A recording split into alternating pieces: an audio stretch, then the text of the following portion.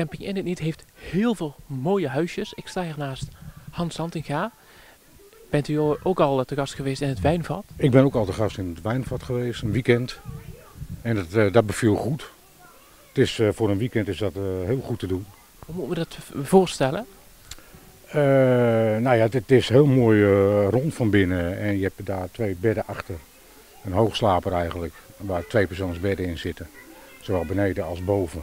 Dus je kan er met 4 personen kan je erin vertoeven. Lastig dat dat... Ja, dat is een echt wijnvat natuurlijk, dus het is rond. Is dat niet... Nee, ik vind dat niet lastig. Ik vond het ook wel wat hebben. Het heeft ook wel zijn charme, vind ik. Vooral met die druivenrank ervoor en dat terras ervoor. En de picknicktafel waar je kan zitten. Dus je leeft ook buiten. Hè? En eigenlijk is het slapen en het kookgedeelte is binnen. En je eet buiten als het mooi weer is. En als het wat minder weer is, kun je op het terras gaan zitten. En dan kun je daar lekker buiten gaan eten. Dus perfect. Zullen we even doorlopen, want er zijn nog meer huisjes natuurlijk. Er zijn nog meer huisjes. Ook in dit huisje hebben jullie gezeten? Ja, we hebben de eerste week van deze vakantie al gezeten. En daar hebben we ook wel vaker gezeten al. Ik vind dit een heel perfect huis. En nou ja, Wim heeft dit helemaal gemaakt. Zo. Ja, misschien even goed te vermelden. Dit wordt allemaal zelf gemaakt, hè? Wim. Ja, absoluut. En dat is heel knap. Een van de campinghouders. Ja. En dat ziet er van binnen ook geweldig uit. En nou ja, het terras, mooi. Goed. Dus jullie zijn gedurende de vakantie even overgestapt naar een ander huis? Naar hut 1, ja, klopt. Dat is die hut. Ja. Dat hebben we wel vaker gedaan, een huisje hoppen noemen we dat. Dus van het ene huisje naar het andere huisje. Ja, absoluut. En dat is ook wel weer, heeft ook wel weer zijn charmes, vind ik. Ja. Waar komt hij vandaan? Ik kom uit de Borgercompagnie, dat is een plaatsje onder Veendam in de gemeente Groningen. Ja, het is een heel klein dorpje. Iedereen denkt dat dat vlakbij Borger ligt, in Drenthe, maar dat ligt, dat ligt in Groningen zelf. Ook eenzelfde soort gemeente als Pelemaas, landelijk? Of, Het is heel landelijk. Er is heel veel agrarische bedrijven zitten daar, akkerbouw, veeteelt. En het is wel te vergelijken met hier wat, ja. Waarom komt u dan specifiek hier naartoe? Omdat ik vind het een hele mooie omgeving. Dit heeft van alles. Je zit eigenlijk ergens middenin. Je zit vlakbij Stijl, wat heel mooi is. Je kan met de pont van Baarlo naar Stijl toe. En het eerste jaar zijn we ook naar het Missiemuseum geweest daar. En Zevenum ligt hier vlakbij. Je kan hier hartstikke mooi wandelen. En met de ezel of zonder ezel, dat maakt niet uit. Je kan hier geweldig fietsen.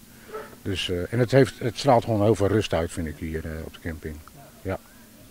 Komt u helemaal tot rust? Ik kom hier helemaal tot rust, ja. En ik heb best wel een drukke baan. Ik werk met mensen met een verstandelijke beperking. Een dagbesteding. Ik werk in de kassen en een pluktuin. En ik kom hier echt tot rust, absoluut. Ja. We gaan nu een kinderquiz spelen met Björn en Isis. Vraag 1. Er is een bijzondere gast op de camping die je eigenlijk nooit ziet. Wie is dat? A. De ezelkoningin. B. De strokkelheks. C. De moerasvee. Ik denk B. Ik denk A, de ezelkoningin. B. B is goed. De strokkelheks. Zij maakt een heel bijzonder gerecht. Wat is dat? Heksensoep, gruwelcake, snotterbellenpannenkoeken.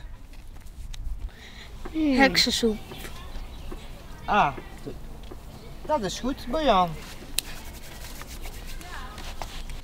Wat maakt Wim altijd voor het kampvuur? Zijn dat A. snotterbellen, B. oorbellen, C. zeepbellen. C. C. Luchtbellen, dat is goed. Ja, de uitslag. Jullie hebben allebei evenveel punten. Dus dan heb ik een verrassing voor jullie. Jullie hebben allebei de prijs gewonnen.